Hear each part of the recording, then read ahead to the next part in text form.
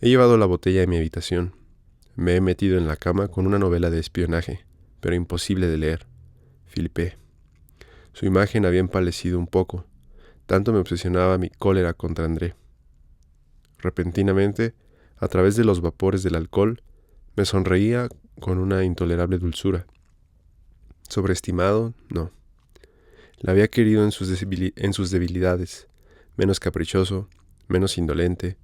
Habría tenido menos necesidad de mí. No habría sido tan deliciosamente tierno si no hubiera tenido nada que hacerse perdonar. Nuestras reconciliaciones, sus lágrimas, nuestros besos. Pero entonces no se trataba más que de pequeñas faltas. Ahora era otra cosa. He tragado un gran sorbo de whisky. Las paredes han empezado a dar vueltas y me he ido a pique. La luz se filtró a través de mis párpados. Los he mantenido cerrados. Tenía la cabeza pesada. Estaba mortalmente triste. No recordaba mis sueños. Me había hundido en espesuras negras. Era líquido y sofocante, como alquitrán, y esta mañana emergía apenas. He abierto los ojos. André estaba sentado en un sillón a los pies de la cama. Me miraba sonriendo. Querida, no vamos a continuar así. Era él, en el pasado, en el presente, el mismo. Lo reconocía. Pero esa barra de hierro permanecía en mi pecho. Mis labios temblaban. Endurecerme más, irme a pique, hundirme en las espesuras de soledad y de noche, o intentar agarrar esa mano que se me tendía. Hablaba con esa voz igual, apaciguadora, que me gusta. Admitía sus errores, pero era en interés mío que había hablado con Filipe. No sabía tan tristes a los dos que había decidido intervenir enseguida, antes de que nuestro disgusto se hubiera consolidado. Tú, que siempre eres tan alegre, no te imaginas cuánto me entristecía verte angustiada. Comprendo que en ese momento me hayas tenido rabia, pero no olvides lo que somos el uno para el otro. No vas a guardarme indefinidamente rencor. He sonreído débilmente. Se aproximó, pasó un brazo alrededor de mis hombros. Me he abrazado a él y he llorado suavemente. Cálida voluptuosidad de las lágrimas resbalando sobre la mejilla. ¡Qué descanso! Es tan fastidioso detestar a alguien que se ama. Sé por qué te he mentido, me dijo un poco más tarde. Porque envejezco. Sabía que decirte la verdad sería una historia. En otra época no me hubiera detenido. Ahora, la sola idea de una disputa me fatiga. He tomado un atajo. ¿Quiere decir que me mentirás cada vez más? No, te lo prometo. Por lo demás, no veré con frecuencia a Filipe. Ya no tenemos gran cosa que decirnos. Las disputas te fatigan. Sin embargo, anoche me engañaste. No soporto que me pongas mala cara. Más vale regañarte. Le he sonreído. Quizás tenga razón. Había que salir de eso. Me ha tomado por los hombros. ¿Hemos salido? ¿Verdaderamente hemos salido? ¿Ya no me guardas rencor? Absolutamente. Se acabó. Se acabó. Se había acabado. Estábamos reconciliados. ¿Pero no nos lo habíamos dicho todo? Yo, en todo caso, no. Algo me quedaba en el corazón. Esa manera que André tenía de abandonarse a la vejez. No quería hablarle ahora de eso. Primero era necesario que el cielo se hubiera vuelto totalmente sereno. ¿Y él? ¿Tenía reservas mentales? ¿Me reprochaba seriamente lo que llamaba mi voluntarismo? Esa tormenta había sido demasiado breve para que algo cambiara entre nosotros. Pero no era la señal de que, desde hacía algún tiempo, cuando, imperceptiblemente, algo había cambiado. Algo ha cambiado, me decía mientras corríamos a 150 por hora sobre la autopista. Estaba sentado al lado de André. Nuestros ojos veían la misma calzada, el mismo cielo, pero había, invisible, una capa aislante entre nosotros. ¿Se daba cuenta de ello? Sin duda sí. Si había propuesto este paseo, era con la esperanza de que, al resucitar los de antes, terminaría por reconciliarnos. No era parecido porque él no esperaba personalmente ningún placer del paseo. Hubiera debido agradecerle su gentileza, pero no. Me sentía apenada por su indiferencia. La había captado también que poco faltó para que rehusara, pero él hubiera tomado ese desaire como una prueba de mala voluntad. ¿Qué nos sucedía? En nuestra vida había habido disputas, pero por razones serias. Por ejemplo, a propósito de la educación de Felipe. Se trataba de verdaderos conflictos que liquidábamos en la violencia, pero rápida y definitivamente. Esta vez había sido un torbellino humeante, humo sin fuego, y a causa de su misma inconsistencia. En 2 días no se había disipado totalmente.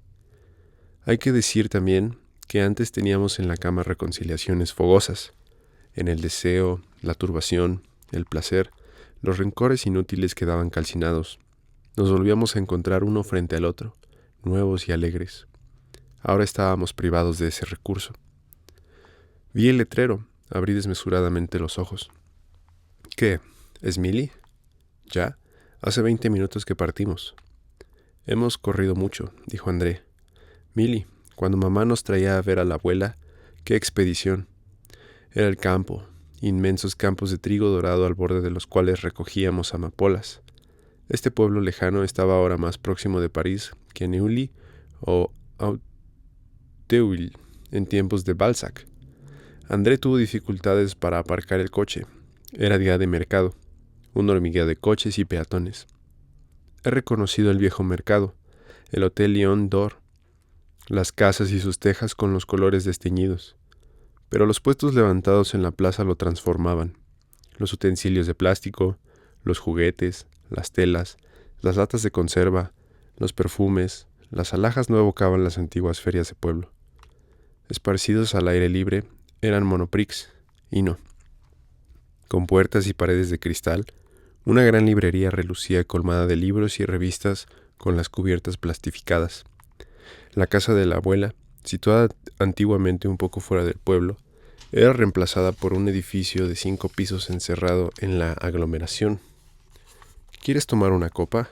Oh, no, dije. Esto ya no es Milly. Decididamente, ya nada era parecido. Ni Milly, ni Felipe, ni André.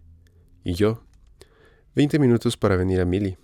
Un milagro, dijo cuando volvimos al coche. Solo que ya no es Milly. Eso es. Ver cambiar el mundo es a la vez milagroso y desolador. He reflexionado. Una vez más, te burlarás de mi optimismo. Para mí es sobre todo milagroso. Pero para mí también, lo desolador, cuando uno envejece, no está en las cosas sino en uno mismo. No me parece. Con eso también se pierde, pero se gana. Se pierde mucho más de lo que se gana, a decir verdad. No veo qué es lo que se gana. ¿Puedes decírmelo? Es agradable tener detrás de sí un largo pasado. ¿Crees que lo tienes? Para mí, el mío. Trata de contártelo. Sé que está ahí, da densidad al presente. Sea, ¿y qué más? Intelectualmente se dominan mejor las preguntas. Se olvida mucho, de acuerdo, pero incluso lo que se olvida queda a nuestra disposición, en cierto modo. Tal vez en tu profesión. Yo cada vez soy más ignorante de todo lo que no es mi especialidad. Para ponerme al corriente de la física cuántica, tendría que volver a la universidad como un simple estudiante. Nada te lo impide. Tal vez lo haga. Curioso, dije. Estamos de acuerdo en todos los puntos, y no en esto. No veo qué es lo que se pierde con envejecer. Sonrió. La juventud. No es un bien en sí. La juventud y eso que los italianos designan con una palabra tan bella, la stamina. La savia, el fuego que permite amar y crear. Cuando has perdido eso, lo has perdido todo. Había hablado con un acento tal que no me atrevía a acusarlo de complacencia. Algo lo corroía, que yo ignoraba, que no deseaba conocer, que me espantaba. ¿Acaso eso era lo que nos separaba? Nunca creeré que ya no puedes crear, dije. Bachelard escribió, los grandes sabios son útiles a la ciencia en la primera mitad de su vida, nocivos en la segunda. Se me tiene por un sabio. Por lo tanto, todo lo que puedo hacer actualmente es tratar de no ser demasiado nocivo. No he respondido nada. ¿Verdadero o falso? Creía en lo que decía. Protestar hubiera sido fútil. Comprendía que mi optimismo a menudo lo irritara. Era una manera de eludir su problema. ¿Pero qué hacer? No podía enfrentarlo en su lugar. Lo mejor era callarse. Anduvimos en silencio hasta Champú. Esta nave es verdaderamente hermosa, dijo. André cuando entramos en la iglesia. Se parece mucho a la de Sens, pero las proporciones están aún más logradas. Sí, es hermosa. Ya no recuerdo la de Sens. Es la misma alternancia de gruesas columnas aisladas y de delgadas columnas geminadas. ¿Qué memoria tienes? Miramos concienzudamente la nave, el coro, el crucero. La colegiata no era menos bella porque yo hubiera subido a la Acrópolis, pero mi humor no era el mismo que en el tiempo en que en un viejo cacharro recorríamos palmo a palmo l'Île de France. Ninguno de nosotros dos estaba en aquello. No me interesaba verdaderamente en los capiteles esculpidos, en la sillería del coro cuyas comas antiguamente nos habían divertido tanto. Al salir de la iglesia, André me ha preguntado, ¿crees que la Huit d'Or existe todavía? Vamos a ver. Antes era uno de nuestros lugares favoritos, esa pequeña hostería al borde del agua, donde se comían platos simples y exquisitos. Ahí habíamos festejado nuestras bodas de plata y después no habíamos vuelto. Silencioso, pavimentado con pequeñas piedras, este pueblo no había cambiado. Hemos recorrido la calle central en ambos sentidos. La Huit d'Or había desaparecido. El restaurante donde nos detuvimos, en el bosque, nos desagradó, quizá porque lo comparábamos con recuerdos. ¿Y ahora qué hacemos?, dije. Habíamos hablado del castillo de Vaux, de las torres de Blandy. ¿Pero tienes ganas de ir? ¿Por qué no? Le daba lo mismo y entonces a mí también, pero ninguno de los dos se atrevía a decirlo. ¿En qué pensaba exactamente mientras íbamos por los senderos olorosos de follaje, en el desierto de su porvenir? No podía seguirlo. Le sentía solo a mi lado. Yo lo estaba también. Filipe había intentado muchas veces telefonearme. Yo había colgado en cuanto reconocía su voz. Me interrogaba a mí misma. ¿Había tenido para con él demasiada exigencia? ¿André demasiada indulgencia desdeñosa? ¿De esta discordancia habría sufrido él las consecuencias? Hubiera querido discutirlo con André, pero temí volver a provocar una disputa. El castillo de Vaux, las torres de Blandy, pusimos en ejecución nuestro programa. Decíamos, me acordaba, no me acordaba, esas torres son soberbias. Pero, en un sentido, ver cosas es ocioso. Es necesario que un proyecto o una pregunta nos ligue a ellas. Yo no percibía más que piedras amontonadas unas sobre otras. Aquel día no nos había acercado. Nos sentía ambos defraudados y muy lejos uno del otro mientras volvíamos hacia París. Me parecía que no podríamos hablarnos más. ¿Será, pues, verdad lo que cuentan sobre la incomunicación? Como lo había entrevisto durante la cólera, estábamos consagrados a la soledad, al silencio. ¿No había estado siempre? ¿Era por mi terco optimismo que había pretendido lo contrario? Es necesario hacer un esfuerzo, me dije mientras me acostaba. Mañana por la mañana charlaremos. Trataremos de llegar al fondo de las cosas. Si nuestra disputa no estaba liquidada, quería decir que no había sido más que un síntoma. Era necesario volver a tomar todo, desde la raíz. En particular, no temer volver a hablar de Filipe. Un solo tema prohibido, y todo nuestro diálogo resulta bloqueado. He servido el té y buscaba mis palabras para iniciar la explicación cuando André me dijo, ¿sabes de qué tengo ganas? De ir enseguida a Villeneuve. Descansaré mejor que en París. He aquí la conclusión que él había extraído de ese día malogrado. En lugar de buscar un acercamiento, huía. Suele suceder que pase algunos días sin mí en casa de su madre, por cariño hacia ella, pero ahora era una manera de escapar a nuestra conversación. Me sentí herida en los más vivo. Excelente idea, dije secamente. Tu madre estará encantada. Pues vete. Con desgana preguntó, ¿no quieres venir?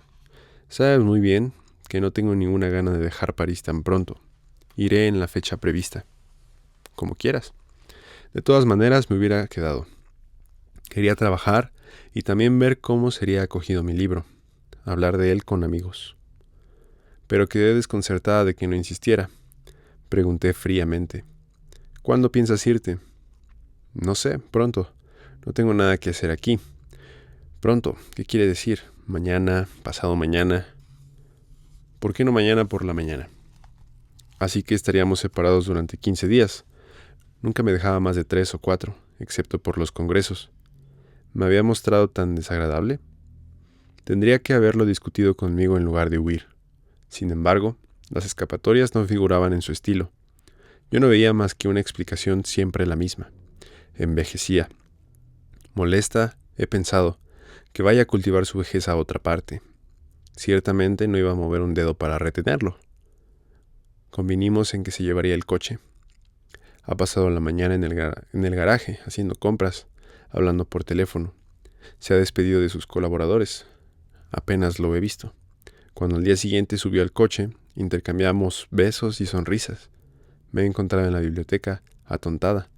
Tenía la impresión de que, al dejarme plantada allí, André me castigaba. No, simplemente había querido librarse de mí. Pasada la primera sorpresa, me he sentido aliviada. La vida entre dos exige que uno decida. ¿A qué horas las comidas? ¿Qué te gustaría comer? Se formulan proyectos. En la soledad, los actos se realizan sin premeditación. Uno descansa. Me levantaba tarde, me quedaba acurrucada en la tibieza de las sábanas, procurando atrapar al vuelo jirones de mis sueños. Leía el correo bebiendo mi té y canturreaba. Me lo paso muy bien sin ti. Entre mis horas de trabajo paseaba. Ese estado de gracia ha durado 3 días. En la tarde del 4, llamaron a la puerta con pequeños timbrazos precipitados. Solamente una persona llama así. Mi corazón se puso a latir con violencia. Pregunté a través de la puerta. ¿Quién es? Abre, gritó Felipe. Dejó el dedo en el timbre hasta que abras. Abrí y enseguida sus brazos estuvieron alrededor de mí, su cabeza inclinada sobre mi hombro. Mi pequeña, mi querida, te lo ruego, no me detestes. No puedo vivir disgustado contigo. Te lo ruego, te quiero tanto. Tan a menudo esa voz supliente ha hecho desaparecer mis rencores. Lo dejé entrar en la biblioteca. Me quería, no podía dudarlo. ¿Es que otra cosa contaba? Las viejas palabras me venían a los labios, mi pequeño, pero las rechacé. No era un crío. No lo intentes, es demasiado tarde. Lo has estropeado todo. Escucha, quizá me he equivocado. Quizás he actuado mal. Ya no lo sé, no puedo dormir. Pero no quiero perderte. Ten piedad de mí.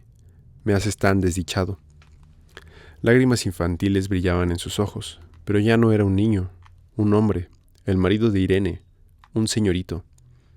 Sería demasiado cómodo, dije. Preparas el golpe en silencio, sabiendo perfectamente que cavas un abismo entre nosotros. Y querrías que lo tragara con una sonrisa, que todo volviera a ser como antes. No y no. Verdaderamente eres demasiado dura, demasiado sectaria. Hay padres e hijos que se quieren sin tener las mismas opiniones políticas. No se trata de una divergencia de opiniones. Cambias de partido por ambición, por conveniencia. Eso es lo feo. Que no, mis ideas han cambiado. Tal vez soy influenciable, pero es verdad que me puse a ver las cosas desde otro ángulo. Te lo juro. Entonces has debido prevenirme mucho antes. No hacer tus tejemanejes a mis espaldas y enseguida meterme por las narices el hecho consumado. Jamás te perdonaré eso. No me atreví. Tienes una manera de mirarme que me da miedo. Siempre decías eso. Jamás fue una excusa. Sin embargo, me perdonabas. Perdóname también esta vez. Te lo suplico. No soporto estar mal contigo. No puedo hacer nada. Has actuado de tal manera que ya no puedo estimarte. La tormenta retumbó en sus ojos. Lo prefería. Su cólera sostendría la mía. Tienes expresiones que me matan. No me he preguntado nunca si te estimaba o no. Si hicieras idioteces, no por eso te querría menos. Para ti, el amor hay que merecerlo. Pues sí, bastante trabajo me he tomado para no desmerecer. Todos mis deseos, ser aviador, o corredor de automóviles, o reportero, la acción, la aventura, los tomabas como caprichos. Los he sacrificado para complacerte. La primera vez que no cedo ante ti, te peleas conmigo. Lo interrumpí. Te escapas por la tangente. Tu conducta me indigna. Ese es el motivo por el que no quiero verte más. Te indigna porque contradice tus proyectos. Sin embargo, no iba a obedecerte toda la vida. Eres demasiado tiránica. En el fondo no tienes corazón, solamente voluntad de poder. Había rabia y lágrimas en su voz. Y bien, adiós, despréciame todo lo que quieras. Prescindiré de ti. Caminó hacia la puerta, la golpeó tras de sí. He permanecido de pie en el vestíbulo pensando, volverá. Siempre volvía. No hubiera tenido el coraje de resistir, hubiera llorado con él. Al cabo de 5 minutos regresé a la biblioteca. Me senté y he llorado sola. Mi pequeño, ¿qué es un adulto? Un niño inflado de edad. Lo despojaba de su edad. Volvía a encontrar sus 12 años. Imposible guardarle rencor. Y sin embargo no, era un hombre. Ninguna razón para juzgarlo menos severamente que a otro. ¿Tengo corazón duro? ¿Hay gente capaz de querer sin estimar? ¿Dónde empieza? ¿Dónde termina la estima? ¿Y el amor? Si hubiera fracasado en su carrera universitaria, si hubiera tenido una vida mediocre, jamás le habría faltado mi ternura, porque habría tenido necesidad de ella. Si me hubiera vuelto inútil para él, pero en la dignidad, habría continuado queriéndolo alegremente. Pero al mismo tiempo, se me escapa y le condeno. ¿Qué hacer por él? La tristeza había vuelto a caer sobre mí y ya no me ha dejado. En adelante, si por la mañana me demoraba en la cama, es porque me costaba trabajo despertar sin ayuda al mundo y a mi vida. Vacilaba en zambullirme sola en la monotonía de la jornada. Una vez de pie, a veces me sentía tentada de volver a acostarme hasta la noche. Me sumergía en el trabajo. Permanecía muchas horas seguidas ante mi mesa, alimentándome de zumos de fruta. Cuando finalmente me levantaba, al mediodía, tenía la cabeza ardiente y los huesos doloridos. A veces me dormía tan pesadamente sobre el diván que al despertar experimentaba un estupor angustiado, como si mi conciencia, al emerger anónimamente de la noche, durara antes de reencarnarse.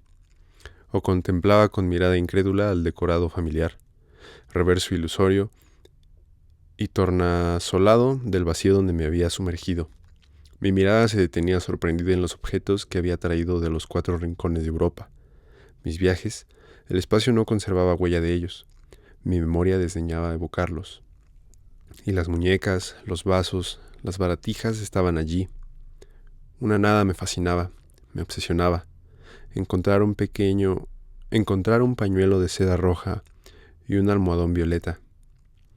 ¿Cuándo he visto por última vez fucsias, un vestido de obispo y cardenal, su largo sexo frágil, la campanilla luminosa, la simple rosa silvestre, la madre selva desgreñada, los narcisos, abriendo en su blancura grandes ojos atónitos? ¿Cuándo? Podían no existir ya en el mundo y no lo sabría, ni nenúfares en los estanques, ni trigo sarraceno en la campiña. La tierra está a mi alrededor como una vasta hipótesis que ya no verifico. Me arrancaba de esas brumas, bajaba a la calle, miraba al cielo, las casas mal blanqueadas. Nada me conmovía. Claros de luna y crepúsculos, olor de primavera mojada, de alquitrán caliente, resplandores y estaciones. He conocido instantes de un puro destello de diamante, pero siempre sin haberlo solicitado. Surgían por sorpresa, tregua inesperada, promesa impensada. A través de ocupaciones que me exigían, gozaba de ellos, precipitándome, al salir del liceo o de una boca de metro, en mi balcón, entre 2 sesiones de trabajo, en el boulevard, cuando me apresuraba para encontrarme de nuevo con André. Ahora marchaba por París, disponible, atenta y helada de indiferencia. El exceso de mis ociosos al entregarme el mundo me impedía verlo. Así, en las cálidas siestas, el sol que estalla a través de las persianas cerradas hace brillar en mí todo el esplendor del verano. Me ciega si me enfreno a él en su crudeza tórrida. Volvía a casa, llamaba por teléfono a André, o él me llamaba. Su madre estaba más combativa que nunca. Él volvía a verse con viejos camaradas. Se paseaba, hacía jardinería. Su cordialidad regocijada me deprimía. Yo me decía que volveríamos a encontrarnos exactamente en el mismo punto, con ese muro de silencio entre nosotros. El teléfono no acerca, confirma las distancias. No se es dos como en una conversación puesto que no se ve. No se está solo como delante del papel, que permite hablarse hablándole al otro. Buscar, encontrar la verdad. He tenido ganas de escribirle, pero ¿qué? A mi fastidio se mezclaba una inquietud. Los amigos a quienes había enviado mi ensayo tendrían que haberme escrito hablándome de ello. Ninguno lo hacía, ni siquiera Martín. La semana siguiente a la partida de André, de repente hubo un gran número de artículos sobre mi libro. Los lunes me defraudaron, los del miércoles me irritaron, los del jueves me aterraron. Los más severos hablaban de charlatanería, los más benevolentes de interesante repetición. A todos se les había escapado la originalidad de mi trabajo. ¿No había sido ponerla en claro? ¿No había sabido ponerla en claro? He llamado a Martín. Las críticas eran estúpidas, me dijo. Era preciso no tenerlas en cuenta. En cuanto a su propia opinión, quería esperar a terminar el libro para dármela. Iba a terminarlo y a reflexionar esa misma noche. Al día siguiente vendría a París. Al colgar el auricular, tenía la boca amarga. Martín no había querido decírmelo por teléfono, por lo tanto, su juicio era desfavorable. Yo lo comprendía. Por lo común no me engaño sobre lo que hago. Habían pasado 3 semanas desde nuestro reencuentro en el Parque Montsouris. 3 semanas que se cuentan entre las más desagradables de mi vida. Normalmente hubiera estado contenta ante la idea de volver a ver a Martín, pero me sentía más angustiada que cuando esperaba los resultados de la licenciatura.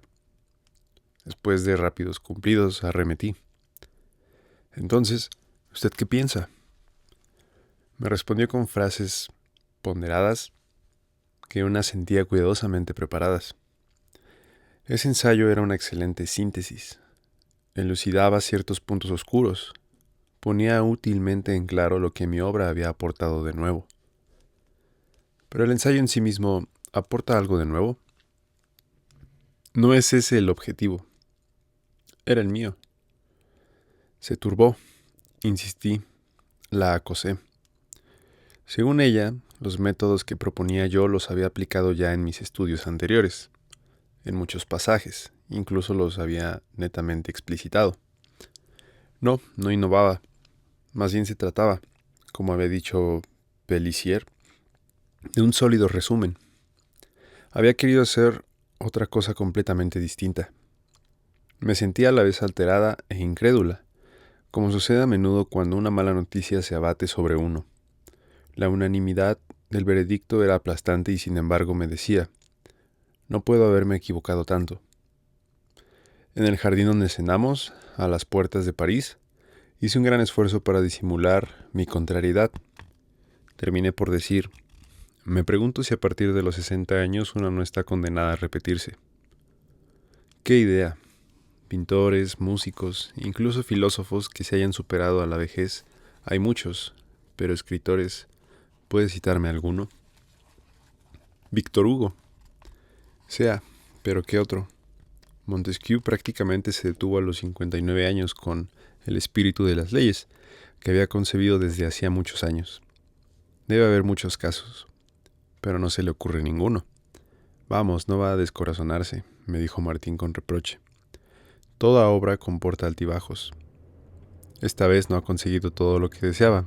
Tendrá su revancha. En general mis fracasos me estimulan. Esta vez es diferente. No veo en qué. A causa de la edad. André afirma que los sabios están acabados antes de los 50 años. En literatura, sin duda, también llega un momento en el que ya no se puede adelantar. En literatura estoy segura que no, dijo Martín. Y en las ciencias, de eso no sé nada. Volví a ver el rostro de André. ¿Había experimentado el mismo tipo de decepción que yo? Una vez, definitivamente, o en varias ocasiones.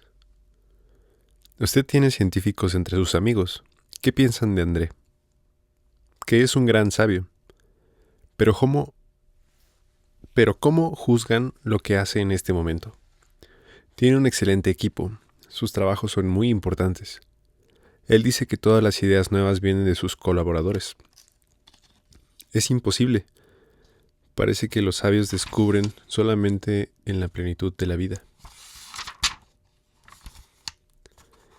En las ciencias casi todos los premios Nobel son hombres jóvenes.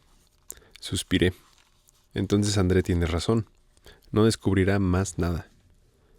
No se tiene derecho a prejuzgar el porvenir, dijo Martín cambiando bruscamente de tono. Después de todo, no hay más que casos particulares. Las generalidades no prueban nada. Quisiera creerla, dije, y desvié la conversación. Al irse, Martín me dijo con un aire de duda: voy a coger su libro. Lo he leído demasiado rápidamente. Lo ha leído y es un fracaso. Pero, como usted decía, no es muy grave. Nada grave en absoluto. Estoy segura de que aún escribirá mucho, muy buenos libros. Estaba aproximadamente segura de lo contrario, pero no quise contradecirla. Usted es tan joven, agregó. Me lo dicen a menudo y me siento halagada. De pronto, la palabra me irritó. Es un cumplido ambiguo que anuncia penosos días futuros. Conservar vitalidad, alegría, presencia de espíritu, es permanecer joven. Por lo tanto, la parte que le toca a la vejez es la rutina, la morosidad, la conchez. No soy joven, estoy bien conservada, es muy distinto. Bien conservada y quizá acabada. He tomado un somnífero y me he metido en la cama. Al despertar me he encontrado en un extraño estado, más febril que ansioso. He dejado el teléfono descolgado. He acometido la relectura de mi Rousseau y de mi Montesquieu. He leído 10 horas seguidas, interrumpiéndome apenas para comer 2 huevos duros y una loncha de jamón. Curiosa experiencia. Reanimar esos textos nacidos de mi pluma y olvidados. Por momentos me interesaban, me sorprendían como si otra los hubiera escrito. Sin embargo, reconocía ese vocabulario, esos cortes de frase, esos comienzos, esas elipsis, esos tics. Esas páginas estaban totalmente impregnadas de mí. Era una intimidad repugnante como el olor de una habitación donde uno ha estado confinado demasiado tiempo. Me obligué a tomar el aire, a cenar en el pequeño restaurante de al lado. En casa me he bebido unas tazas de café muy fuerte y he abierto mi último ensayo. Lo tenía bien presente y sabía de antemano cuál sería el resultado de esa comprobación. Todo lo que tenía que decir había sido dicho en mis 2 monografías. Me limitaba a repetir bajo otra forma aquellas ideas que tenían interés. Me había equivocado cuando creía progresar, e inclusive, separados del contenido singular al que los había aplicado, mis métodos perdían algo de su sutileza, de su flexibilidad. No aportaba nada nuevo, absolutamente nada, y sabía que el segundo tomo no hacía más que prolongar ese moverse en el mismo sitio. Así es, había pasado 3 años escribiendo un libro inútil, no solamente errado, como algunos otros en los cuales, a través de torpezas y tanteos, habría perspectivas. Inútil, para echar al fuego, no prejuzgar el porvenir. Fácil de decir, lo veía. Se extendía delante de mí hasta perderse de vista, vacío, desnudo. No más proyectos, no más deseos. No escribiré más. Entonces, ¿qué haré? ¿Qué vacío en mí, alrededor de mí? Inútil. Los griegos llamaban a sus ancianos abejorros, abejorro inútil. Se dice en Hécuba en las Troyanas. Se trata de mí. Estaba aniquilada. Me preguntaba cómo se logra vivir todavía cuando no se espera nada más de sí. Por amor propio no quise adelantar mi partida y por teléfono no le hablé a André de nada. Pero qué largos han parecido los 3 días siguientes. Discos insulsos en sus fundas de colores vivos. Volúmenes apretados sobre los estantes de madera. Ni la música ni las frases podían nada por mí. Antes esperaba de ellas un estímulo o un descanso. Hoy veía más que un entretenimiento cuya gratitud me asqueaba. Ir a una exposición, volver al Louvre. Había deseado tanto tener tiempo cuando me faltaba, Pero si 10 días atrás no había sabido ver en las iglesias y los castillos más que piedras apiladas, ahora sería peor todavía. Entre el cuadro y mi mirada no pasaría nada. Sobre la tela no vería más que colores escupidos por un tubo y esparcidos por un pincel. Pasearme me aburría. Ya lo había comprobado. Mis amigos estaban de vacaciones y, por otra parte, no deseaba ni su sinceridad ni sus mentiras. Filipe, con cuánto dolor lo echaba de menos. Apartaba de mí su imagen, me llenaba los ojos de lágrimas. Así que me he quedado en casa, a rumiar mis pensamientos. Hacía mucho calor, aunque bajaba las cortinas me ahogaba. El tiempo se estancaba. Es terrible, tengo ganas de decir es injusto, que pueda pasar a la vez tan rápida y tan lentamente. Franqueaba la puerta del liceo de Bourg, casi tan joven como mis alumnas. Miraba con compasión a los viejos profesores de cabellos grises y ¡zas! Me he vuelto una vieja profesora. Y después la puerta del liceo se ha cerrado. Durante años mis clases me dieron la ilusión de no cambiar de edad. En cada nueva temporada escolar las reencontraba, igualmente jóvenes, y me identificaba con esa inmovilidad.